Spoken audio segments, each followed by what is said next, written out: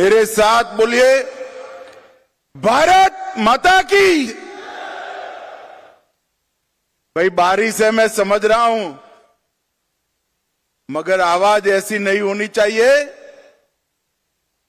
दोनों हाथ उठाकर समग्र राजस्थान के किसान और सहकारिता को मजबूत करने के संकल्प की मुट्ठी भींचिए और प्रचंड आवाज से बोलिए, भारत माता की, भारत माता की।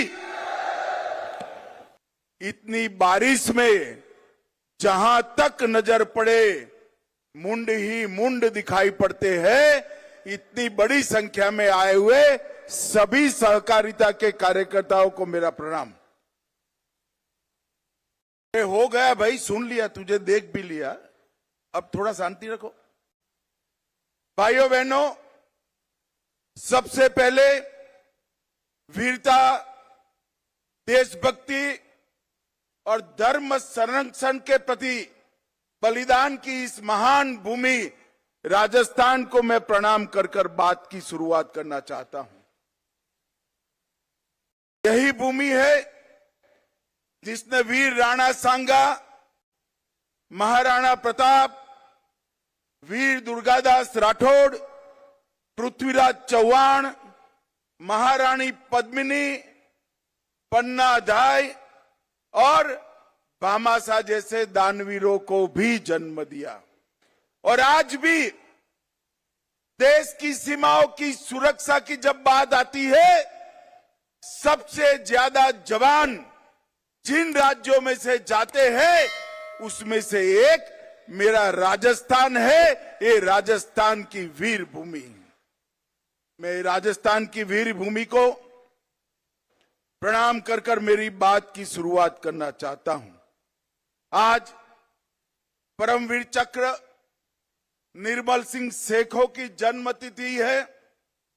निर्मल सिंह जी ने अतुल्य पराक्रम कर अपनी मातृभूमि की रक्षा के लिए साहस और शौर्य और बलिदान दिखाया। मैं निर्मल सिंह जी को भी मनपूर्वक श्रद्धांजलि देना चाहता हूं। भाइयों बहनों, 2025 का वर्ष सहकारिता वर्ष के रूप में मोदी जी ने ही इसका अंतर्राष्ट्रीय सहकारिता वर्ष का उद्घाटन किया। जब यूएन ने तय किया और ये सर्च किया गया कि सहकारिता वर्ष की शुरुआत कौन से राज्य से की जाए, कौन से देश से की जाए, तो उन्होंने हमारे भारत को पसंद किया और मोदी जी ने सहकारिता वर्ष का उद्घाटन किया। और आज सहकारिता वर्ष के उपलक्ष्य में 24 अन्न भंडारण गोदाम, 64 millets outlets, Gopal credit card योजना के तहत ऋण का वितरण, दूध उत्पादक समितियों को माइक्रो एटीएम का वितरण, 2 उत्कृष्ट पैक्सों का सम्मान, प्राइमरी डेयरी कोऑपरेटिव सोसाइटी का ऑनलाइन पंजीकरण और दीनदयाल उपाध्याय गरीबी मुक्त अभियान की सफलता की कहानियों के पुस्तक का विमोचन। ये सारी चीजें यहां पर हुई हैं। जब आज राज्य भर से सहकारिता के साथ जुड़े हुए नेता और कार्यकर्ता आए हैं, मैं आप सभी को कहने चाहता हूं कि विगत 100 साल के अंदर सहकारिता ने देश के विकास में बड़ा योगदान दिया है, मगर आने वाले 100 साल सहकारिता के 100 साल है। हर गांव, हर विकास, हर गांव, हर गरीब, हर किसान तक सहकारिता को पहुंचाने के लक्ष्य के साथ नरेंद्र मोदी जी ने केंद्र सरकार में एक स्वतंत्र सहकारिता मंत्रालय स्थापित किया है। आज 98% ग्रामीण क्षेत्र में सहकारिता की सक्रिय भूमिका है। देश का धान और गेहूं की खरीदी में लगभग 20% योगदान सहकारिता का है। उर्वरक के उत्पादन में 35% उर्वरक सहकारिता के माध्यम से उत्पन्न होता है। 30% चीनी सहकारिता के माध्यम से उत्पादित होती है और 20% से ज्यादा फेयर प्राइस शॉप भी कोऑपरेटिव के माध्यम से चलते हैं।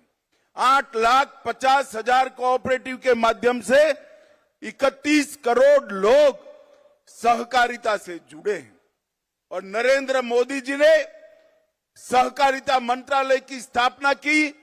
4 साल के अंदर हमने 61 इनिशिएटिव के माध्यम से सहकारिता को मजबूत करने का काम किया है।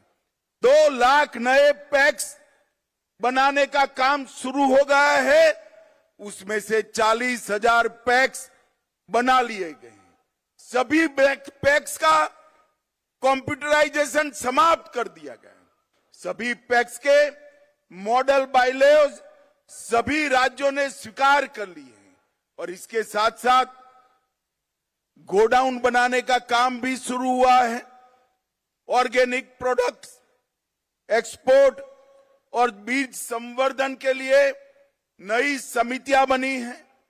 दलहन, तिलहन और मक्का जो नाफेड और एनसीसीएफ के ऐप पर रजिस्टर कराता है, वो सभी किसानों का दलहन, तिलहन और मक्का एमएसपी पर खरीदने की गारंटी नरेंद्र मोदी जी ने दी है। इसके साथ साथ अगर बाजार में दाम ऊपर है तो उसको बाजार में बेचने की भी खुली छूट दी है।